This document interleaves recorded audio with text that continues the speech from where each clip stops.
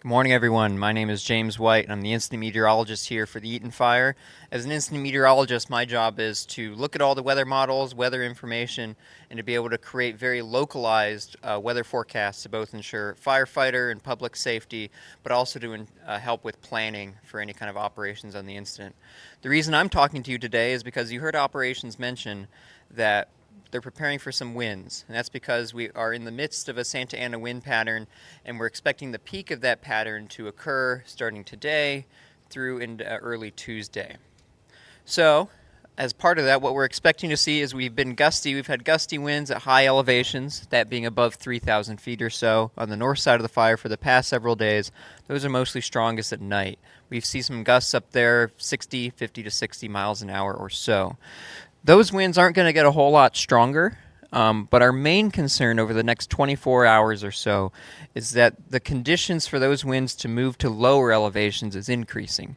And so right now, every once in a while, we get these little waves that come over the mountain. You get a little burst of gust of wind, and it's very short-lived. And that hasn't created very many problems for the fire so far.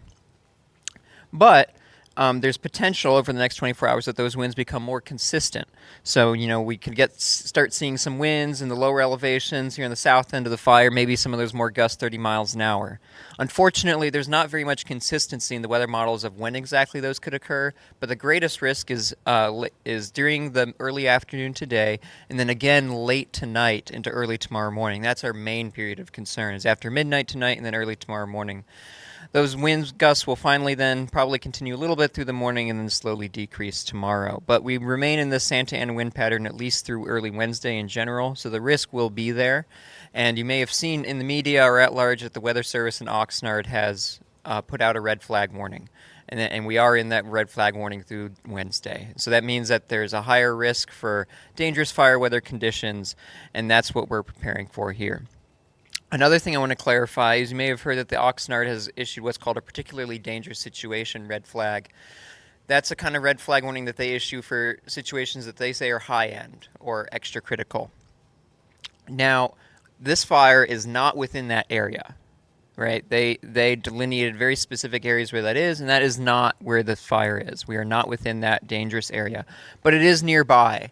The PDS area covers areas that are just to our north and west, and so that's an extra reason why caution is being taken with this event. The last thing I really want to mention is this event is nowhere near the magnitude of what happened on January 7th.